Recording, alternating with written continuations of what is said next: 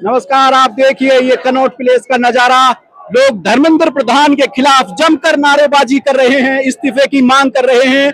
और जिस तरह का ये सर्कल, ये कनॉट प्लेस का दिल्ली का दिल कहा जाता है, लेकिन आज ये दिल युवाओं ने पूरी तरह से जाम कर दिया है इस सर्कल को। और भारी तादाद में यहाँ पर भीड़ आप खुद देख सकते हैं। कहाँ से आए हो भैया? जी मैं दिल्ली से आऊँ, यहाँ शेरपुर चौक भजनपुरा। अच्छा, तो क्या लगता है आंदोलन कैसा चल रहा है? आंदोलन बढ़िया चल रहा है अभी, अगर पुलिस कोई ऐसा काम ना करे। देखिए ये एक पोस्टर भी है, ये धर्मेंद्र प्रधान के इस्तीफे की मांग। धर्मेंद्र प्रधान इस्तीफा दो, साथ में मोदी जी इस्तीफा दो। यहाँ से जंतर मंतर का जो रास्ता है वो इस तरफ जाता है, जो जहां हम मौजूद हैं यहाँ से करीब 1 किलोमीटर दूर वो मंच है जहां से इस आंदोलन की शुरुआत हुई, जहां ये आंदोलन शुरू हो रहा है। लेकिन ये जेएनजी का जो आंदोलन है ये अब अपने चरम सीमा पर पहुंच चुका है और लोगों की जो मांग है धर्मेंद्र प्रधान के इस्तीफे की, कनॉट प्लेस से लेकर के जंतर मंतर की सारी सड़कें आप देख सकते हैं जेएनजी से पूरी तरह से जाम है। कहाँ से आए हो भैया? राजस्थान टॉक से आए सर। अच्छा, और ये अब अन्याय नहीं चलेगा, उखाड़ेंगे अन्याय को शांति से और बिल्कुल नया युग का प्रारंभ होगा। क्योंकि इससे जो ये वर्तमान में कर रहे हैं बिल्कुल अन्याय कर रहे हैं। हिटलर से भी ज्यादा हद पार कर दी इन्होंने और पूरे देश का बेड़ा गर्क कर दिया। अभी भी इनके पास टाइम है, या तो इस्तीफा दे दो, पदों से भाग जाओ, नहीं तो ये मान के चलो अब आपके बुरे दिन चालू हो गए। तो देखिए मौसम भी इस वक्त मेहरबान है। देखिए इस तरह कुछ अपने अंदाज में युवा प्रदर्शन कर रहे हैं। देखिए, हाँ जी, हेलो, कहाँ से आए हैं आप? हम आए हैं, कहाँ से आए ब्रो? हम नोएडा से आए हैं। तो ये वेशभूषा किस लिए? कौन सी वेशभूषा? जो आप बनाई है जो ऐसे ही रहते हैं। अच्छा, ऐसे हाँ जी। रहते हो। तो क्या लगता है आज जेएनजी का जो आंदोलन है इससे सरकार डर जाएगी? हम उसका एक प्रदर्शन दिखाते हैं आपको। मेरी भाई आओ। हाँ, दिखाइए Let's go! शुरू करिए। आओ जंग करे, आओ जंग करे, सरकारी सिस्टमों की नींदें भंग करे, आओ जंग करे, आओ जंग करे, हमसे टूट जो गए हैं उन्हें संग करे, आओ जंग करे, आओ जंग करे, बांट दिए जो इन्होंने एक रंग करे, आओ जंग करे, आओ जंग करे। कब तक बैठे देखोगे जमीर प्यारा नहीं क्या, रिश्वत देते देते चढ़ा अभी पारा नहीं क्या, अपनी जाति का है नेता तो हत्यारा नहीं क्या, भूल गए भगत सिंह वाला नारा भी क्या, तुझे काटने के सिवा कोई सारा नहीं क्या, अरे जीरो से शुरू और फिर खत्म करे, आओ जंग करे, आओ जंग करे, सरकारी सिस्टमों की नींदें भंग करे, आओ जंग करे, आओ जंग करे, बांट दिए जो इन्होंने एक रंग करे, आओ जंग करे, आओ जंग करे, हमसे टूट जो गए हैं उन्हें संग करे, आओ जंग करे, आओ जंग करे। तो ये देखिए ये एक अलग नजारा है, युवाओं में जोश भरा जा रहा है अपने अपने अंदाज से। एक तरफ युवा प्रदर्शन कर रहे हैं सरकार के खिलाफ, दूसरी तरफ युवा ये भी अपना ध्यान रख रहे हैं कि किस तरह से युवाओं में जोश भरना है और इस आंदोलन को आगे कामयाब बनाना है, धर्मेंद्र प्रधान का इस्तीफा दिलवाना है, ये इनकी पूरी मांग है। लेकिन जिस तरह का ये जनसैलाब यहाँ उमड़ा है वो अपने आप में बहुत बड़े सवाल सरकार को लेकर के खड़ा करता है। क्या सरकार की आंखें अब भी इस जनसैलाब को देख करके नहीं खुलेंगी? ये भीड़ कोई 1000, 2000, 10,000 में नहीं है, ये भीड़ है कम से कम लाखों में। तो आप कहाँ से आए हैं? मैं दिल्ली से आया हूँ, नरेला से। अच्छा, हाँ, मैं 1 हफ्ते से लगातार आ रहा हूँ। यहाँ पे सुनने को आ रहा था कुछ जो है ना अंधभक्त, ये कह रहे थे कि 22 मिलियन फॉलोवर है और 2000 आदमी में नहीं दिखते। एक बार भाई कैमरा घुमा के दिखा दो, एक बार उन भक्तों को दिखा दो बस प्लीज। एक बार तूफान दिखाओ, एक बार जेएनजी का। और ये जो आप देख रहे हो ना, ये तो एक पॉइंट का नुक्कड़ है सिर्फ जो इसमें दिखाई दे रहा है।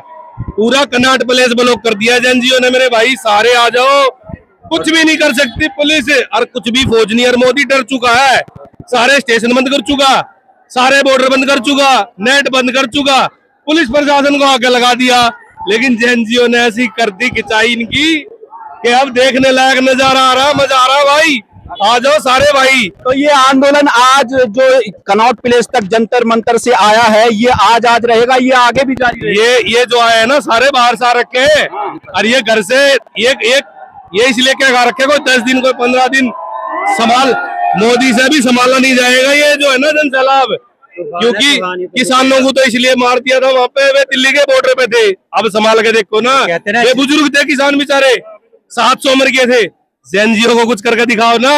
मोदी डरा हुआ है, बीजेपी डरी हुई है। और धर्मेंद्र का मतलब भाई किसी का इस्तीफा लेना है तो मोदी और अमित शाह का लो।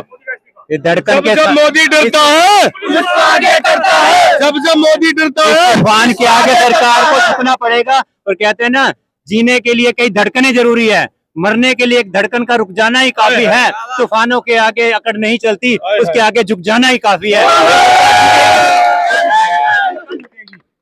आपके चैनल के माध्यम से सभी देशवासियों को जय भीम, जय संविधान। साथियों, आप सबको पता है आज सोनम वांगचुक जैसे महान साइंटिस्ट इतने दिन से भूख हड़ताल पे बैठे और स्टूडेंट भी भूख हड़ताल पे बैठे हैं।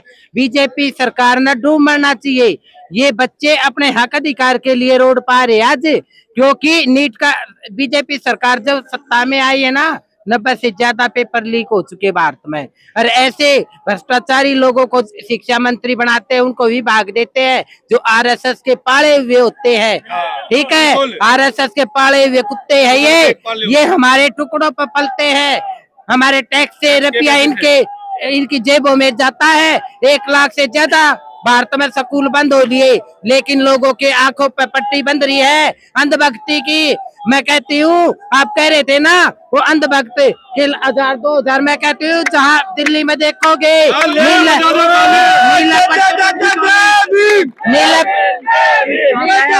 मैं दिल्ली से ही हूँ।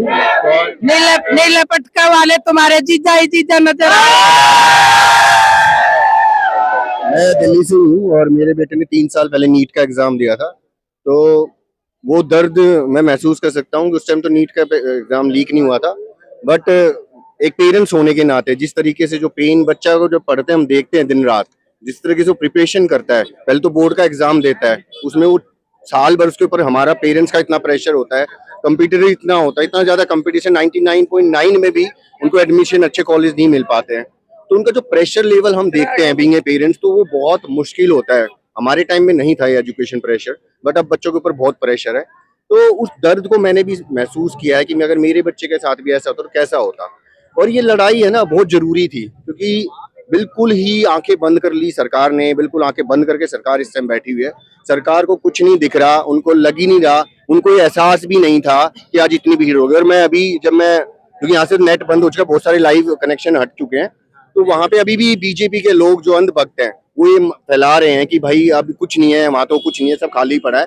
और मैं खुद यहाँ पे बहुत सारी वीडियोस में बना रहा हूँ बहुत देर से। मैं जंतर मंतर जाने की कोशिश में वहां तक भी नहीं पहुंच पा रहा हूँ, जंतर मंतर तक तो हम भी नहीं पहुंच। हाँ, तो वहां तक पहुंचना बहुत मुश्किल है। तो आज देश के युवाओं ने जब पूरे देश से कोने कोने से जब युवा पहुंचे, तो हम तो दिल्ली के, हमें यहाँ पहुंचना चाहिए। और मैं बार बार सबसे यही अपील कर रहा हूँ आके लाइव कि भाई अगर दिल्ली के लोग नहीं आएंगे, दिल्ली के युवा या तो उनके पेरेंट्स नहीं पहुंचेंगे, तो इतनी दूर से इनकी हिम्मत टूट जाएगी। और ये लड़ाई की आज शुरुआत है। मैं कहता हूँ ये लड़ाई अब रामलीला मैदान तक जाएगी और तब जाके इनके कान खुलेंगे और उसमें लाखों लोग इस युद्ध में उतरने वाले हैं। ये महाभारत की तरह एक युद्ध है, अपने हक की लड़ाई के लिए एक युद्ध है। और ये कलयुग का और ये बहुत बड़ा प्रोटेस्ट, जन जी का सबसे बड़ा प्रोटेस्ट, आज के बाद ऐसा प्रोटेस्ट देखने मुश्किल मिलेगा जो आज ये होने जा रहा है। पानीपत से आया हूं मैं, मेरी गुड़िया है 9 साल की, उसका दर्द देख के मैं आया हूँ। मेरे को कोई इंटरेस्ट नहीं है, मैंने कोई एग्जाम नहीं देने, लेकिन करोड़ों बच्चों का देख के आया हूँ। वो भी आना चाहती थी, नहीं आ पाई।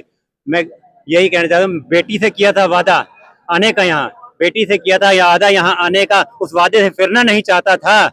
बेटी से किया था वादा यहाँ आने का, वादे से फिरना नहीं चाहता था। सरकार तो गिर चुकी है कब की लोगों की नजरों में, मैं अपनी बेटी की नजरों में गिरना नहीं चाहता था। मैं अपनी बेटी के लिए, तो उसी बेटी के लिए मैं आया हूँ। मैं लाखों करोड़ों बच्चे हैं उनके लिए आया था। मैं दोबारा आऊंगा, अगर कॉल करेंगे तो दोबारा आऊंगा। और अकेला नहीं आऊंगा, मैं कई 4 को लेके आऊंगा, 4 आदमी और लेके आऊंगा। लेकिन सरकार को झुकाना जरूर है, झुकेगी तभी आगे बढ़ेगा इंडिया, वरना नहीं बढ़ेगा। शिक्षा माफिया को तो बिल्कुल खत्म करके रहेंगे। भू माफिया पहले, यानी कि ये अंतिम और आखिरी लड़ाई है शिक्षा माफिया के खिलाफ। अंतिम नहीं, जब तक चलेगी ये, मोदी जब तक रहेगा ये करता रहेगा, ये चलती रहेगी। माफिया के खिलाफ चलती रहेगी, चाहे वो कांग्रेस की सरकार हो, चाहे बीजेपी की हो, चाहे आम आदमी पार्टी की हो, किसी की भी हो।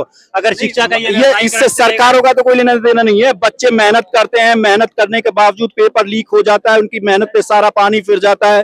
फिर आपने भी देखा कि अब की बार जब पेपर लीक हुआ तो 20 से ज्यादा बच्चों ने सुसाइड किया। ये गंभीर मुद्दा तो है। बहुत गंभीर कहते हैं। बच्चों का दर्द जो न समझे, बच्चों का दर्द जो न समझे वो इंसान नहीं होता। अगर मैं भी यहाँ के सोनू वांगचुक की हालत देखता तो इतना परेशान नहीं होता। मैं उसी परेशानी को देख के आया सोनू वांगचुक के लिए। मैं कहता हूँ उनके, मैं एक हफ्ते पहले भी सोनम जी से मिलने के लिए आई थी। मैं हरियाणा मैं 16 साल से बच्चों को फ्री कोचिंग देती हूँ, पढ़ती भी हूँ, और जो समाज में कमाती हूँ आप लोग मुझे जो देते हैं वो मैं गरीब बच्चों की एजुकेशन पर लगाती हूँ। मेरे हजारों बच्चे गवर्नमेंट जॉब पर लग चुके हैं और खुद LLB करने लग रही हूँ, क्योंकि जब तक मुझे नॉलेज नहीं होगी कानून की मैं अपने हक अधिकार के लिए रोड पर नहीं आ सकती। तो आपके चैनल के माध्यम से सभी साथियों से हाथ जोड़कर विनती करूँ कि घरों में मत बैठो, अपने बच्चों के उज्जवल भविष्य के लिए रोड पर आना पड़ेगा। तो यहाँ कुछ पुलिस की बैरिकेडिंग बढ़ाई गई है, पुलिस की जो संख्या है वो भी यहाँ पे बढ़ाई गई है। और देखिए ये अब इस तरफ जो जैन जी का जो काफिला है वो इस तरफ जा रहा है और पुलिस की जो तादाद यहाँ पर बढ़ा दी गई है, क्योंकि जो स्थिति यहाँ पर बनी हुई थी, ये दिल्ली का कनॉट प्लेस का एरिया है।